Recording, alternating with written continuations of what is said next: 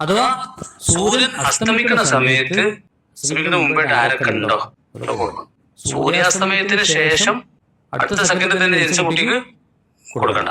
അതിന്റെ ഒരു സെക്കൻഡ് മുമ്പ് ജനിച്ചവർക്ക് കൊടുക്കും വേണം. വെള്ളിയാഴ്ച കയറുമ്പോ സംഭവം നമുക്ക് വെള്ളിയാഴ്ച വ്യാഴാഴ്ച അടുത്ത വ്യാഴാഴ്ച കയറുമ്പോ അസ്തമയവും മാസം പുറക്കലൊക്കെ വെള്ളിയാഴ്ച പെരുന്നാള് അങ്ങനെ നമ്മള് സങ്കല്പം അങ്ങനെ കാണുകയാണെങ്കിൽ ഉറപ്പിച്ചിട്ടില്ല, ഉറപ്പിക്കാൻ കാണുന്നുള്ളൊരു പ്രതീക്ഷയാണ് നീ പറയണേ.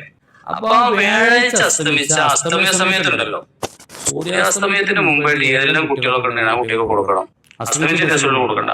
ഏറെ കുറെ നാട്ടിൽ എല്ലാവരും കൊടുക്കേണ്ടി വരും. ഇത് സക്കാത്തിന്റെ 8 കൂട്ടക്കാർക്ക് കൊടുക്കാൻ പറ്റുള്ളൂ. അവകാശികളുണ്ട്. ഒരാളെ ഫിത്ർ സക്കാത്ത് ചുരുങ്ങിയതിന് 3 ആൾക്കായിട്ട് കൊടുക്കും വേണം. കാരണം സക്കാത്ത് ഫുഖറ മസാക്കിൻ 8 കൂട്ടക്കാരുടെ ബഹുവചനമായിട്ട് പറഞ്ഞതാണ്. ആ 8 കൂട്ടിൽ നിന്ന് 3 ചാക്കാണ് എല്ലാ സക്കാത്തും കൊടുക്കേണ്ടത്. ഇത് 3 അരി എനക്ക് പറഞ്ഞിട്ടുണ്ടല്ലോ. അതുകൊണ്ട് ഒരാളെ ഫിത്ർ സക്കാത്ത് 3 അരി ചുരുങ്ങിയതിന് 3 ആൾക്കായിട്ട് കൊടുക്കുക. അല്ല ഒരാൾക്ക് കൊടുക്കരുത്. മറ്റുള്ള സക്കാത്തൊക്കെ ഇപ്പൊ കച്ചവടത്തിന്റെ സക്കാത്തോ അല്ലെങ്കിൽ പൊന്നിന്റെ വെള്ളിന്റെ സക്കാത്താണെങ്കിൽ ആ മഹലില് ഈ 8 കൂട്ടരിൽ നിന്ന് 4 കൂട്ടക്കാരുണ്ടാകുക. സാധാരണ 8 കൂട്ടരാണ് സക്കാത്തിന്റെ അവകാശികൾ.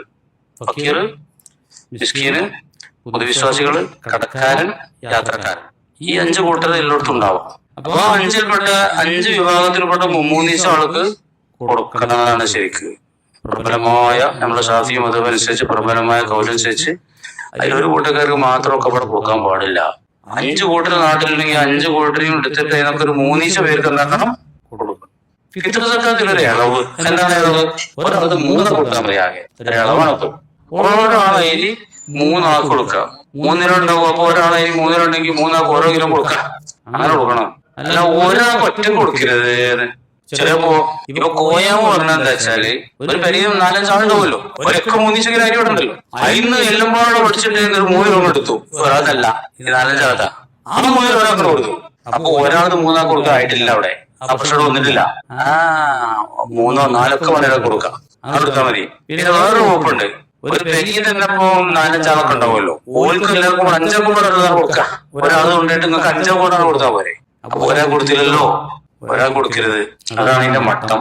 പിന്നെ മതവും കോലൊക്കെ വേറെ